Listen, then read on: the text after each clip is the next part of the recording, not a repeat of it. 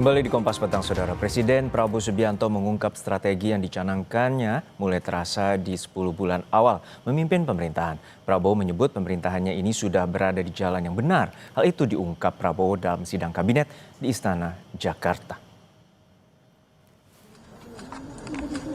Prabowo menilai setiap orang memiliki pendapat dan pengalamannya masing-masing. Meski begitu, Prabowo mengapresiasi kabinetnya tetap bekerja secara tim. Prabowo berterima kasih atas kerjasama tim yang dilakukan sejauh ini.